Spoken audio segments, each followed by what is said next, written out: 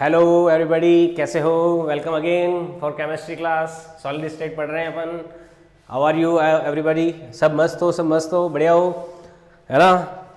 तो कल वाला जो लेक्चर था वहीं से आगे कंटिन्यू करते हैं। कल अपन ने पढ़ा था कुछ इंपॉर्टेंट क्रिस्टल्स की जो स्ट्रक्चर है उसके बारे में पढ़ रहे हैं। जैसे हमने NaCl लिया था, सोडियम क्लोराइड, उसकी स्ट्रक्चर हम देख रहे थे। तो मैंने NaCl की स्ट्रक्चर कैसी बताई? NaCl के स्ट्रक्चर को रॉक सॉल्ट स्ट्रक्चर भी बोलते हैं। वैसे अभी आज इस बात को लेंगे अपन।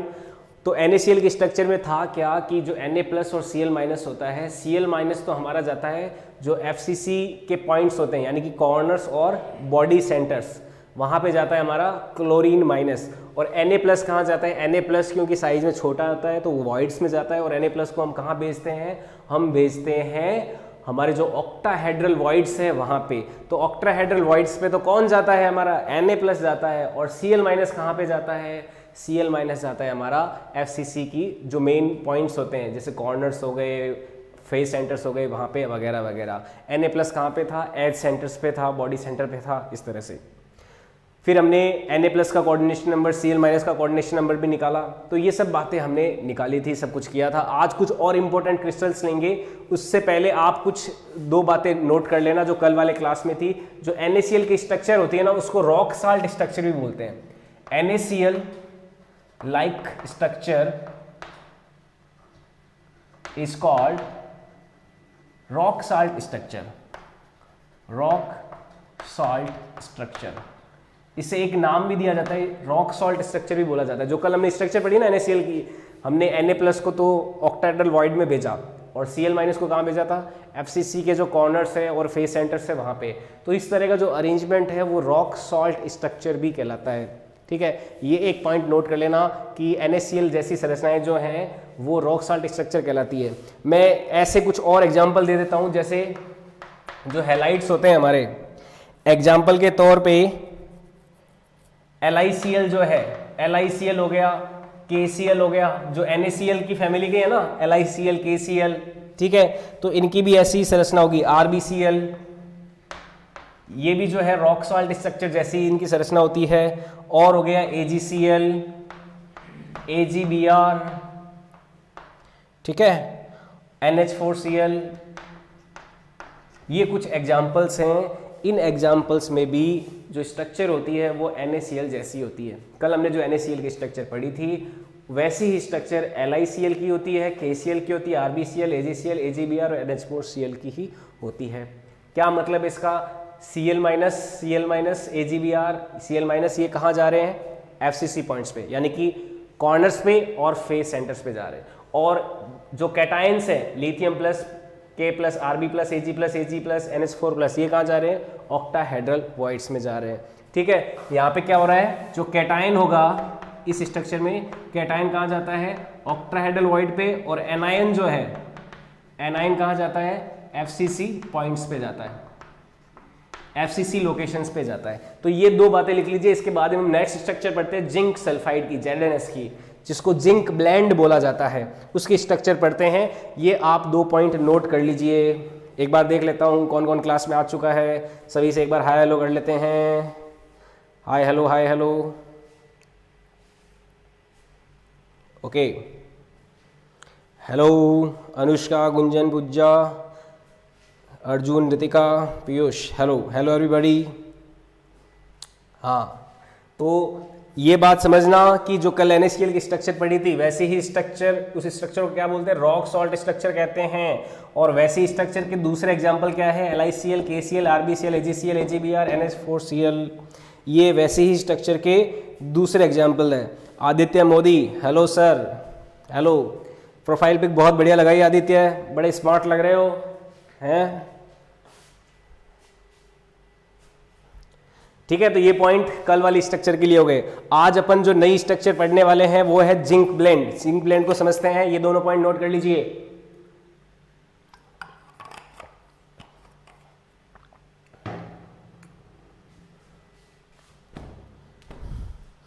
जिंक ब्लेंड स्ट्रक्चर पढ़ते हैं।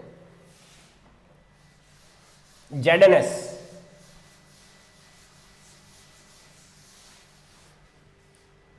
स्ट्रक्चर ऑफ ऑफ ZNS, इसको जिंक ब्लेंड बोला जाता है, जिंक ब्लेंड।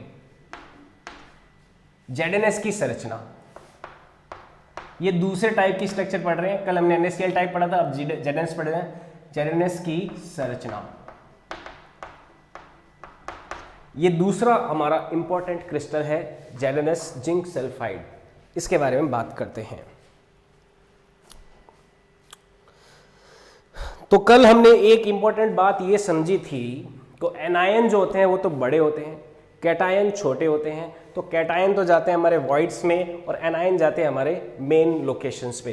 तो ZNS की स्ट्रक्चर में देखिए क्या होता है, जो सल्फर होएगा, सल्फर का जो एटम होता है वो तो जाता है FCC लोकेशंस पे। FCC लोकेशंस, FCC की लोकेशंस कौन कौन सी हो गई, वही आपके कॉर्नर्स के एटम्स और फेस सेंटर्स के एटम्स, वो सारे कौन ऑक्यूपाई करेगा, सल्फर करेगा। FCC लोकेशन बोलते हैं इसको, ठीक है। बाद में जिंक की बात करें तो जिंक जो है वो कौन सी लोकेशन ऑक्यूपाई करेगा, जिंक जो है, क्योंकि ये Zn+2 है, कैटायन है, ये एनायन है, एनायन तो हमारा FCC लोकेशन पे गया और कैटायन हमारा वॉइड्स में जाता है, तो ये टेट्राहेड्रल वॉइड्स ऑक्यूपाई करता है। Zn+2 जो है यहाँ पे टेट्राहेड्रल वॉइड्स ऑक्यूपाई करेगा, ऑक्टाहेड्रल वॉइड्स ऑक्यूपाई नहीं करता। और टेट्राहेड्रल वॉइड भी कैसे, अल्टरनेट टेट्राहेड्रल वॉइड्स, अल्टरनेट, इसका मतलब समझते हैं अभी, अल्टरनेट टेट्राहेड्रल वॉइड्स।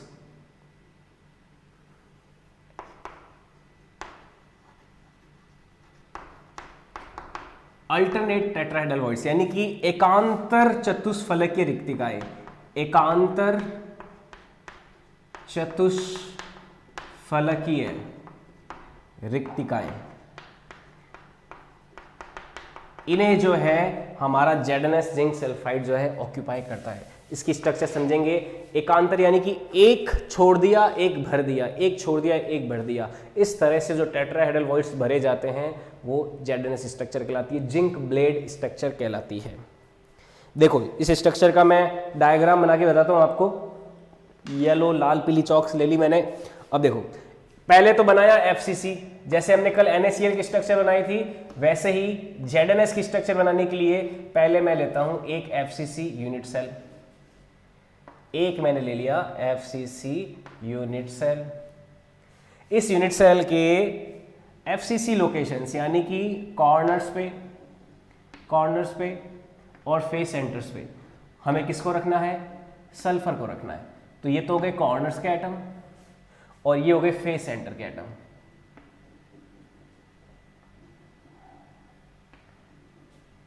ये एक आगे वाला फेस सेंटर और ये एक पीछे वाला फेस सेंटर। तो ये तो कौन से हो गए, हमारे सल्फर के एटम्स हो गए। ये है सल्फर, सल्फर हो गया। अब जिंक को कहां रखा जाए, तो जिंक के लिए हमें अल्टरनेट टेट्राहेड्रल वॉइड्स यूज करने। अल्टरनेट टेट्राहेड्रल वॉइड्स यानी कि एक टेट्राहेड्रल को भरा, उसके पास वाले को खाली रख दिया, दूसरे टेट्राहेड्रल को भरा, उसके पास वाले को खाली रख दिया। जैसे टेट्राहेड्रल वॉइड होते कहां पर है, हमारे कॉर्नर वाले एटम के पास में होते हैं टेट्राहेड्रल वॉइड। भाई लोग टेट्राहेड्रल वॉइड कहां होते हैं, टेट्राहेड्रल वॉइड हमारे कॉर्नर वाले एटम के पास में होते हैं। ऑक्टाहेड्रल वॉइड तो हमारे एज सेंटर्स पे होते हैं, यहाँ पे, जैसे हमने कल किया था। आज हमें टेट्राहेड्रल वॉइड भरने हैं तो कॉर्नर के पास एक एटम यहाँ पे लगाया, ये जिंक हो गया हमारा, इसके पास वाला ये खाली छोड़ दिया, ये खाली छोड़ दिया। अल्टरनेट एक यहाँ पे लगा दिया इस कॉर्नर पे, ठीक है, ये खाली छोड़ दिया, एक यहाँ पे लगा दिया, ठीक है, अल्टरनेट ले लिया और एक यहाँ पे लगा दिया अल्टरनेट। ये 4 टेट्राहेड्रल वॉइड्स फुल हो जाएंगे, 1 2 3 4। ये देखो ये अल्टरनेट टेट्राहेड्रल वॉइड का मतलब क्या है, इसको समझना। देखो एक कॉर्नर जो है, मैं एक बॉक्स लेता हूं आपके लिए,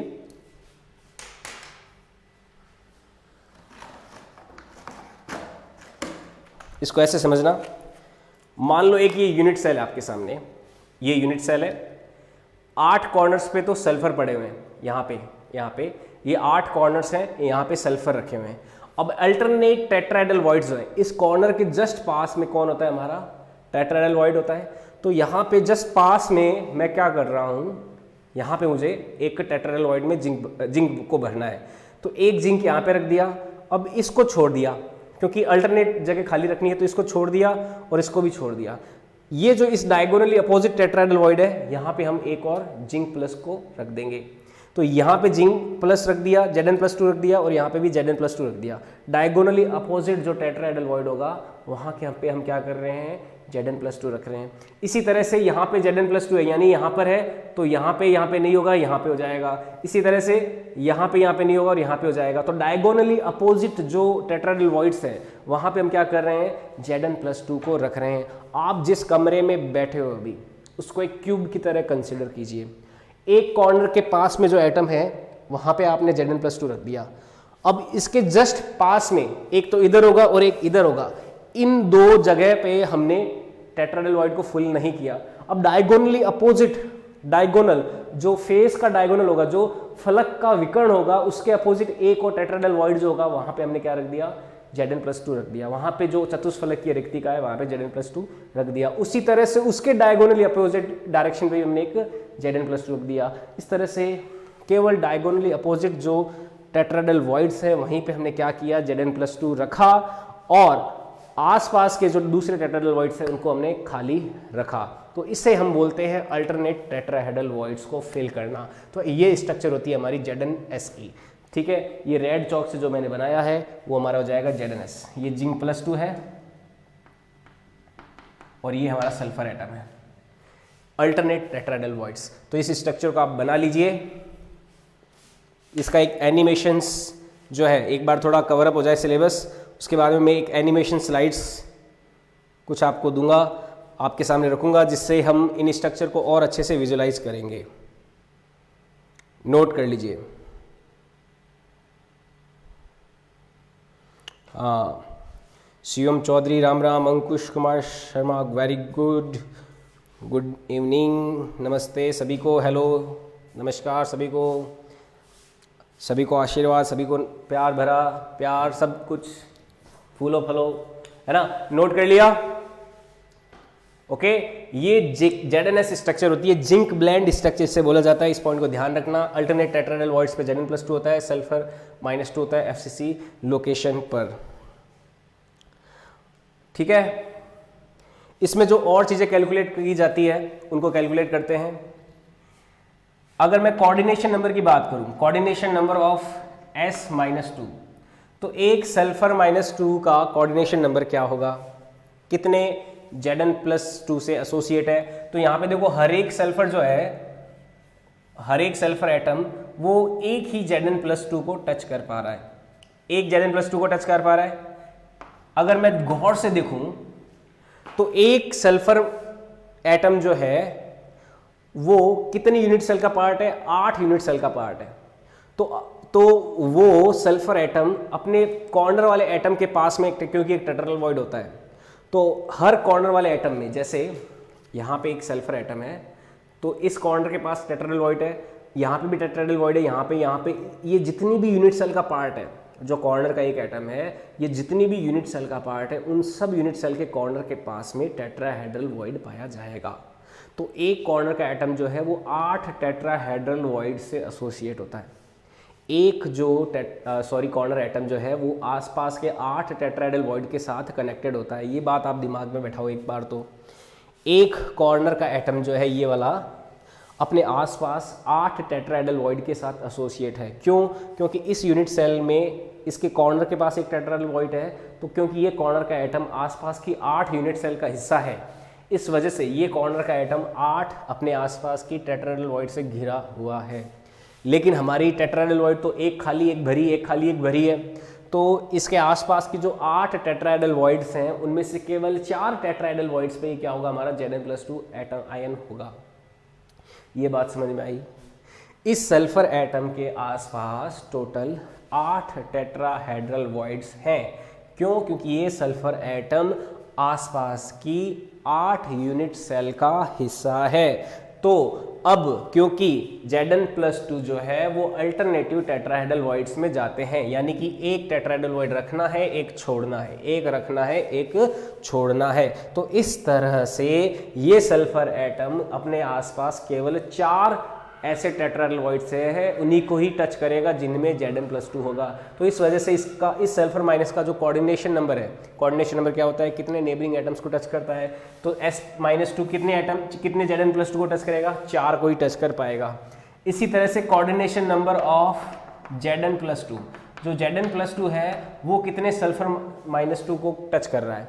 तो एक टेट्राएडल वॉइड में अगर एटम रखा हुआ है तो एक टेट्राएडल वॉइड को बनाने के लिए हमें 4 दूसरे एटम्स की जरूरत पड़ती है, 1 2 3, एक ऊपर 4। तो एक Zn+2 जो है वो 4 सल्फर को टच कर रहा होगा, 4s-2 को टच कर रहा होगा। ये बात समझ में आई क्या? इसको नोट कर लीजिए।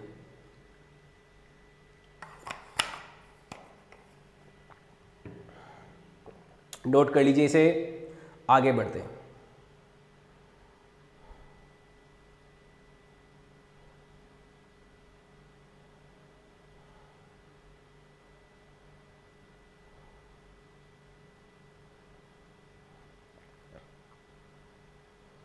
हेलो,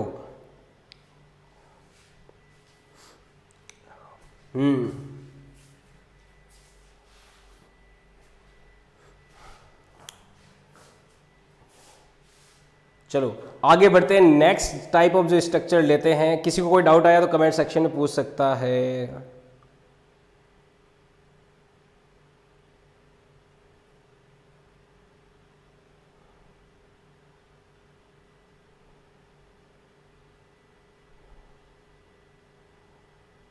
नेक्स्ट लेते हैं फ्लोराइड स्ट्रक्चर, CaF2 का स्ट्रक्चर लेते हैं।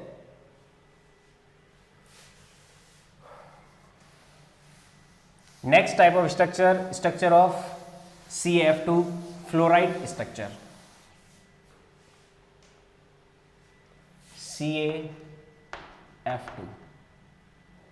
CaF2 की संरचना ये समझते हैं। कोई डाउट आया तो कमेंट सेक्शन में पूछ लो। यहां पे देखो हमें इमेजिनेशन का सहारा लेना पड़ेगा।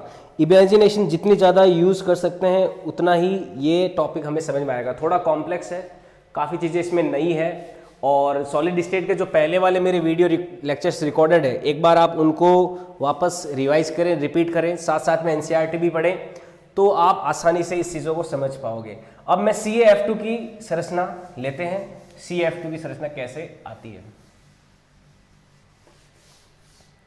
CaF2 की स्ट्रक्चर, यहाँ पे जैसा कि हमने बात की थी कि जो कैटायंस होते हैं वो वॉइड्स में जाते हैं और एनायंस जो हैं वो कहाँ जाते हैं, प्राइमरी लोकेशंस पे। लेकिन ये संरचना उल्टी होती है, इसमें ऐसा नहीं होता।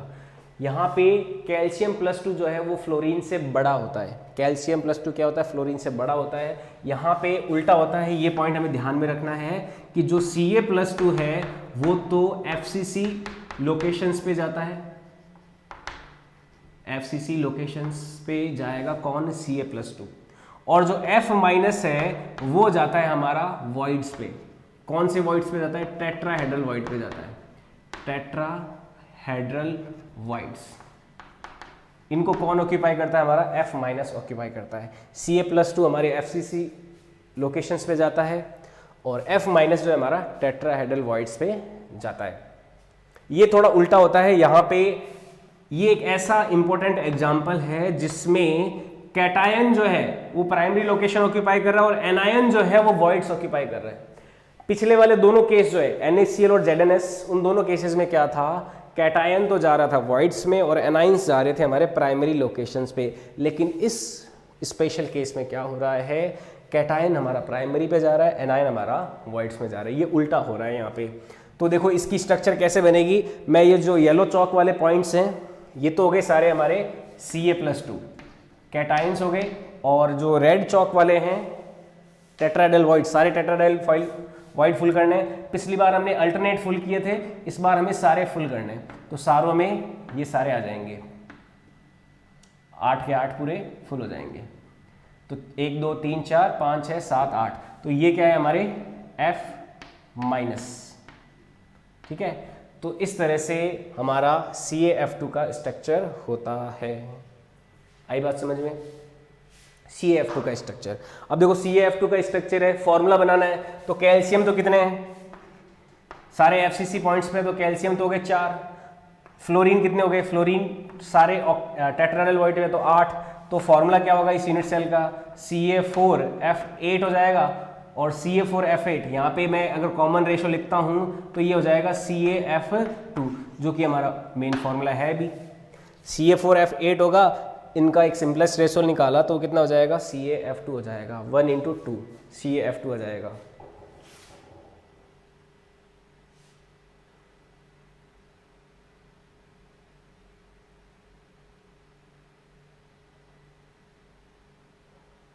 ये CF2 का स्ट्रक्चर है, तो ये नोट कर लीजिए, इसमें कोई डाउट आया तो आप पूछ सकते हो। ओके, कोई डाउट नहीं है। ये CF2 का स्ट्रक्चर है, कैल्शियम प्लस को लेके गए, +2 को लेके गए FCC के लोकेशंस पे, F- को लेके गए, सारे टेट्राहेड्रल वॉइड्स में लेके गए, और इससे हमारा CaF2 बन जाता है। यहाँ पे हम कोऑर्डिनेशन नंबर निकाल सकते हैं, जैसे पहले वाले क्वेश्चन में हमने कोऑर्डिनेशन नंबर निकाला था, तो वैसे ही यहाँ पे कोऑर्डिनेशन नंबर निकाल सकते हैं, कोऑर्डिनेशन नंबर ऑफ Ca+2। तो Ca+2 का कोऑर्डिनेशन नंबर देखो क्या होगा, एक कैल्शियम का एटम कितने कितने फ्लोरीन को घेर रहा है। तो देखो कि कैल्शियम यहाँ पे हमारा कॉर्नर वाला एटम है, ये Ca+2 है, तो ये कितने टेट्राहेड्रल वॉइड से गिरा हुआ है, ये टोटल 8 टेट्राहेड्रल वॉइड से गिरा हुआ है, तो ये Ca+2 कितने फ्लोरीन को टच करेगा, 8 को करेगा, तो Ca+2 का कोऑर्डिनेशन नंबर कितना हो जाएगा हमारा, 8 हो जाएगा। कोऑर्डिनेशन नंबर Ca+2 कितना है, 8, और इसी तरह से कोऑर्डिनेशन नंबर ऑफ F- का कितना हो जाएगा, वो कितना रहेगा, क्योंकि F- कहाँ पे, टेट्राहेड्रल वॉइड में, और टेट्राहेड्रल वॉइड का एटम जो है अपने आसपास के 4 एटम्स को टच करता है, तो F+2 का कितना हो जाएगा, 4 ही रहेगा यहाँ पे। तो F- का कोऑर्डिनेशन नंबर है 4 और Ca+2 का है 8। तो ये यहाँ पे आपको CaF2 के स्ट्रक्चर में बात पता चलती है।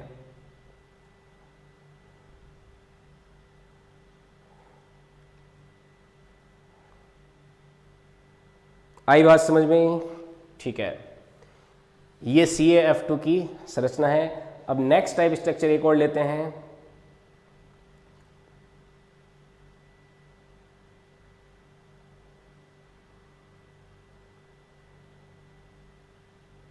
Na2O।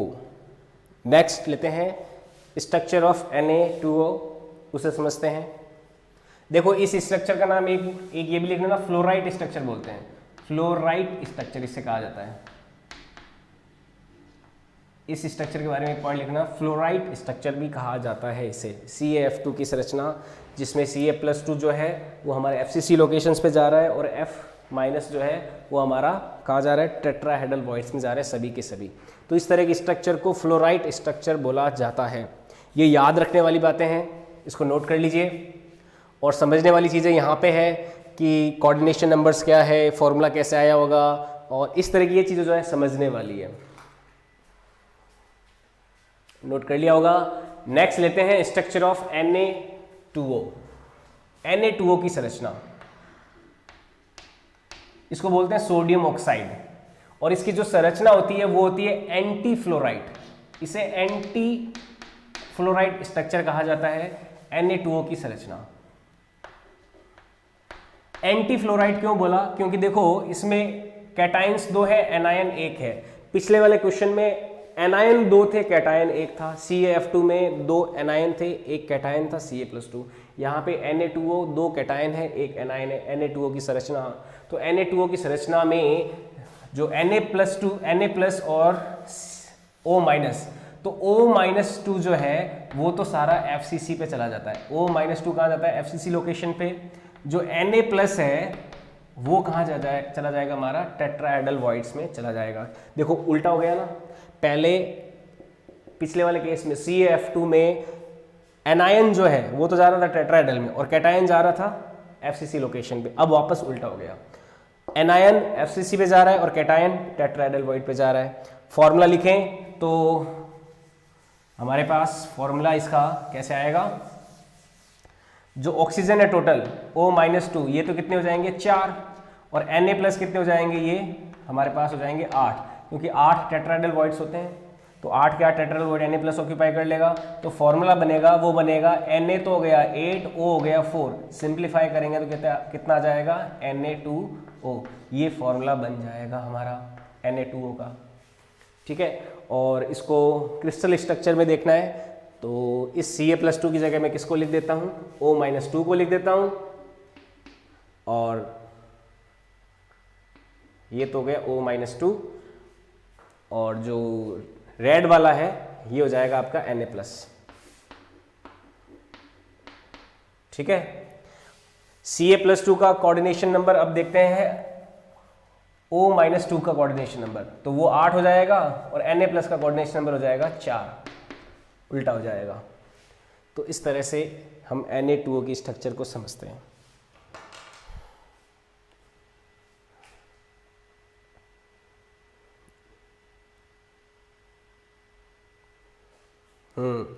बिल्कुल पर डे इसी टाइम पे क्लासेस चलती है अपनी लाइव। कोई डाउट किसी को, इसमें किसी को कोई डाउट है तो पूछो। मैंने अभी 2 स्ट्रक्चर बता दिए, एक तो फ्लोराइड स्ट्रक्चर बताइए और एक एंटी फ्लोराइड स्ट्रक्चर बताइए। आपको इसमें किसी को डाउट है अगर तो पूछ सकते हो। अभिषेक मिश्रा सर इसी टाइम पे, हाँ क्लास इसी टाइम पे लगती है।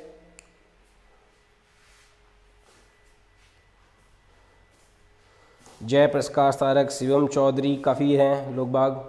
बताओ कोई डाउट है तो पूछिए, डाउट आपका मैं अभी समाधान कर दूंगा। लाइव क्लास है ये, आपके कमेंट्स मुझे सीधा दिखाई दे रहे हैं, आप जो कमेंट लिख रहे हो यहाँ पे।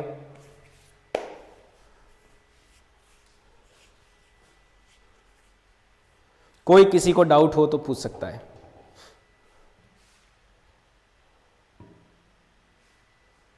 ये होती है Na2O की संरचना, structure of Na2O।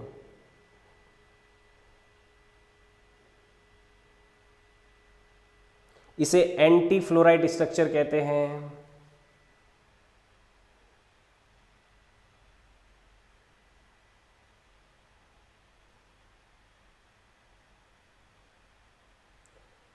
Okay, next लेते हैं CsCl स्ट्रक्चर, सीजियम क्लोराइड का स्ट्रक्चर लेते हैं।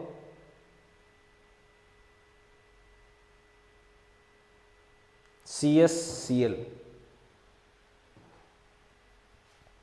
Structure of CsCl।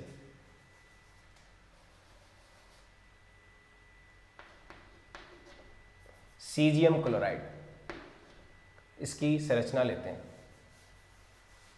CsCl की संरचना। इसमें देखते हैं सीजियम कहाँ जाएगा और क्लोरीन कहाँ जाएगा, ये सारी चीज़ें इसके लिए कैलकुलेट करेंगे।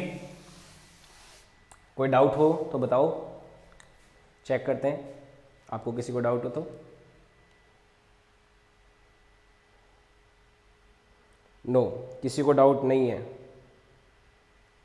बहुत अच्छा समझ में आया, थैंक यू। ओके,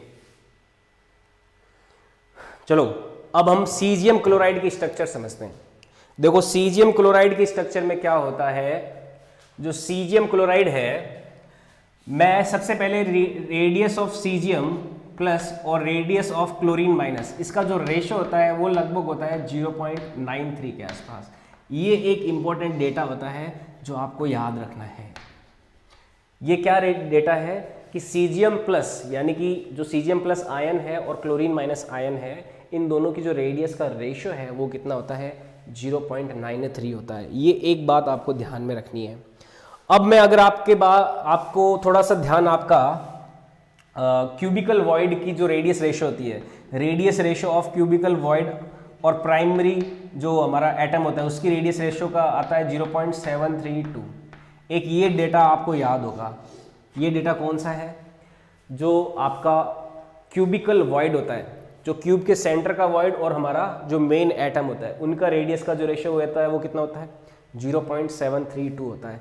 अब देखो ये रेशो जो है 0.732 से आगे जा रहा है, 0.93 जा रहा है।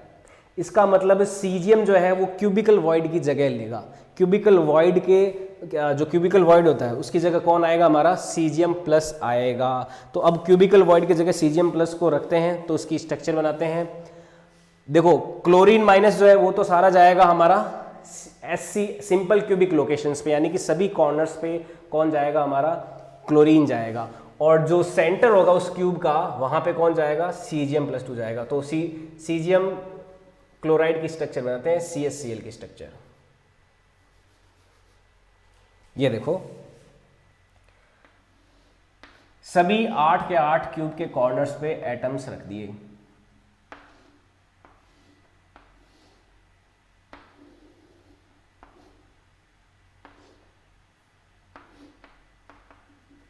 ये तो है सीजियम के एटम्स, सॉरी ये क्लोरीन के एटम्स हैं, और Cgm+ जो है क्योंकि क्लोरीन से छोटा होता है तो वो वॉइड का जगह लेगा। तो ये जो लोकेशन है, इस सेंटर पे जो वॉइड होगा यहाँ पे हमारा पाया जाएगा Cgm, ये Cgm+ है, ये क्लोरीन माइनस है। तो ऐसी स्ट्रक्चर पाई जाती है Cgm क्लोराइड की। सिंपल क्यूबिक के जो कॉर्नर्स वाले एटम हैं वहाँ पे तो कौन पाया जाएगा, क्लोरीन पाया जाएगा, और उस सिंपल क्यूबिक के सेंटर में जो बॉडी सेंटर होता है वहाँ पे जो एक वॉइड बनता है जिसको हम क्यूबिकल वॉइड कहते हैं, जिसका हमें रेडियस रेशो भी निकाला था, हमने बहुत सारी बातें निकाली थी। तो वहाँ पे कौन जाएगा, हमारा Cgm जाएगा, और कॉर्नर्स वाली लोकेशंस पे कौन जाएगा, क्लोरीन जाएगा। तो इस तरह की स्ट्रक्चर होती है Cgm क्लोराइड की। तो ये डायग्राम बना लीजिए और नोट कर लीजिए इसको।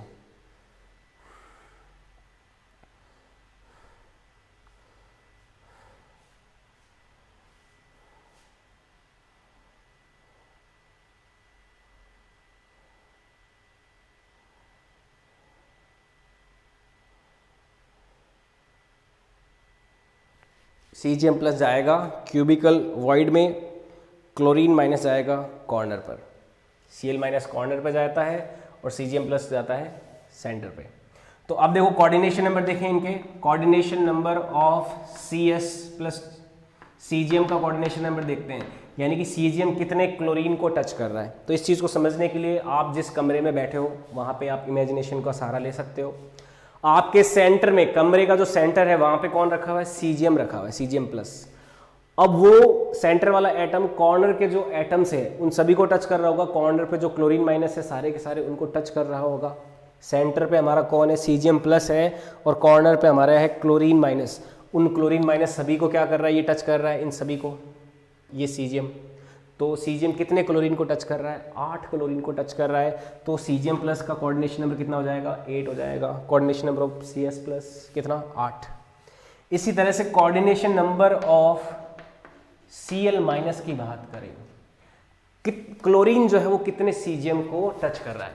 तो इसकी अगर बात करें तो देखो ये क्लोरीन जो है इस Cgm को टच कर रहा है, ठीक है, ये क्लोरीन इस Cgm को टच कर रहा है, तो ये क्लोरीन इस यूनिट सेल के इस Cgm को टच कर रहा है। लेकिन ये क्लोरीन का एटम जो है अपने आसपास 8 दूसरी और यूनिट सेल है, उनके में भी तो पार्टिसिपेट कर रहा है। तो ये क्लोरीन इस यूनिट सेल के एक Cgm को टच कर रहा है, तो ये क्लोरीन अपने आसपास की जो 8 दूसरी यूनिट सेल है उनके क्यूबिकल वॉइड में जो Cgm+ होगा उसे भी टच करेगा।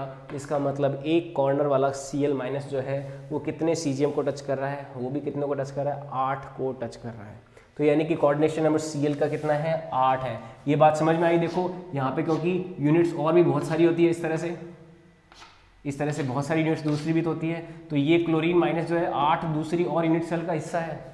तो ये एक Cgm तो इस यूनिट सेल के Cgm को टच कर रहा है, ये कॉर्नर वाला एटम बाकी दूसरी 8 और यूनिट सेल जो है उनके क्यूबिकल वॉइड पे जो Cgm+ एटम है, आयन है, उसे भी टच कर रहा है। तो इस वजह से इस क्लोरीन माइनस का कोऑर्डिनेशन नंबर कितना हो गया, 8 हो गया। तो यहाँ पे क्लोरीन माइनस का कोऑर्डिनेशन नंबर भी हो गया 8, Cgm+ का कोऑर्डिनेशन नंबर भी हो गया 8। तो ये बात समझ में आई।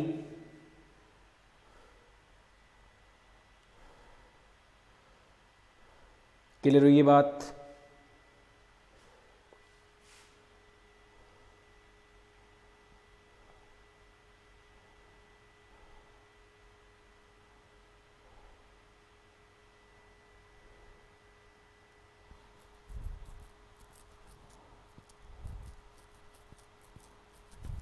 इसके जो दूसरे एग्जाम्पल्स होते हैं, CaCl जैसी संरचना के जो दूसरे एग्जाम्पल हैं और भी होते हैं, जैसे CsBr जो है आपका इसकी स्ट्रक्चर भी ऐसी होती है, यानी कि CGM+ तो हो गया सेंटर पे और Br हो गया कॉर्नर पे, तो ये CSBr का स्ट्रक्चर होता है। एक हमें ये ध्यान में रखना है। और CSI जो है CGM आयोडाइड हो गया, CGM ब्रोमाइड हो गया, उनकी स्ट्रक्चर भी कैसी होती है, CGM क्लोराइड जैसी ही होती है, CSCl जैसी होती है। तो ये एक पॉइंट और नोट कर लीजिए।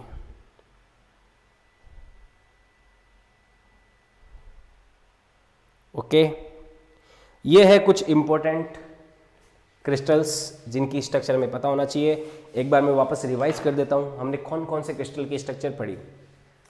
सबसे पहले स्ट्रक्चर पढ़ी हमने NaCl की। NaCl की स्ट्रक्चर के बारे में क्या क्या बातें पता होना चाहिए। पहली बात, इस टाइप की स्ट्रक्चर को बोलते हैं रॉक सॉल्ट स्ट्रक्चर। ठीक है, रॉक सॉल्ट स्ट्रक्चर में Na+ और Cl- पाए जाते हैं, जहाँ पे Na+ जो है वो तो जाएगा आपके ऑक्टाहेड्रल वॉइड में, और Cl- जाता है हमारा जो FCC की जो लोकेशन है वहाँ पे, यानी कि कॉर्नर्स पे और फेस सेंटर पे। और जो ऑक्टाहेड्रल वॉइड है जो कहाँ पे होते हैं, एज सेंटर पे होता है, और हमारा जो यूनिट का सेंटर होता है वहाँ पे Na+ जाएगा। तो NaCl की स्ट्रक्चर होती है रॉक सॉल्ट स्ट्रक्चर, जिसमें Na+ जाता है ऑक्टाहेड्रल वॉइड में और Cl- जाता है FCC लोकेशंस पे, FCC पॉइंट्स पे। इस तरह से NaCl की स्ट्रक्चर पाई गई थी। कोऑर्डिनेशन नंबर आया था 6, यानी कि Na+ 6 Cl- को टच करता है और 1 Cl- 6 Na+ को टच करता है। तो ये वहाँ पे हमने कैलकुलेट किया था। NaCl की जैसी स्ट्रक्चर और भी दूसरी भी देखी हमने, AgCl, AgBr, ऐसे जो दूसरे कंपाउंड है उनकी स्ट्रक्चर भी कैसी होती है, रॉक सॉल्ट टाइप, यानी कि NaCl जैसी स्ट्रक्चर होती है। बाद में हमने लिया CaF2 का स्ट्रक्चर। CaF2 के स्ट्रक्चर में Ca+2 जो है वो तो कहाँ पे गया था, वो हमारा गया प्राइमरी लोकेशंस पे, है ना। नहीं, CaF2 से पहले हमने ZnS की स्ट्रक्चर ली थी, जिंक सल्फाइड की। बड़ी विचित्र स्ट्रक्चर थी जिंक सल्फाइड की। ZnS में क्या स्ट्रक्चर था, जिंक जो है वो तो जाता है अल्टरनेट टेट्राहेड्रल वॉइड में, और सल्फर जो जाता है FCC की प्राइमरी लोकेशंस पे, है ना। मेन लोकेशन जो FCC की वो ऑक्यूपाई होती है सल्फर के द्वारा, और जिंक जाता है अल्टरनेट टेट्राहेड्रल वॉइड्स में, यानी कि एक टेट्राहेड्रल को छोड़ दिया, एक ऑक्यूपाई कर लिया, एक को छोड़ दिया, एक ऑक्यूपाई कर लिया। तो ऐसे तो हमारा जिंक ऑक्यूपाई करता है। ये ZnS की स्ट्रक्चर थी। इसके बाद में आते हैं हम CaF2 की स्ट्रक्चर, है ना। जिंक ZnS की स्ट्रक्चर को जिंक ब्लेड का स्ट्रक्चर बोलते हैं। फिर CaF2 की स्ट्रक्चर, इसको बोलते हैं फ्लोराइट स्ट्रक्चर। CaF2 के स्ट्रक्चर कैसा था, Ca+2 जाता है हमारा प्राइमरी FCC पॉइंट्स पे, है ना, और फ्लोरीन जाता है हमारा सारे के सारे टेट्राहेड्रल वॉइड्स पे। तो इस तरह से CaF2 बनता है। कोऑर्डिनेशन नंबर की बात करें तो फ्लोरीन का कोऑर्डिनेशन नंबर आया था 8, और फ्लोरीन का तो आया था 4, और जो आपका कैल्शियम है उसका कोऑर्डिनेशन नंबर आया था 8। तो इसमें 8 और 4 का कोऑर्डिनेशन नंबर अलग अलग आए थे। ZnS में दोनों में 4 आए थे। उसके बाद में CaF2 के बाद में Na2O पड़ा। Na2O में क्या होता है, इसमें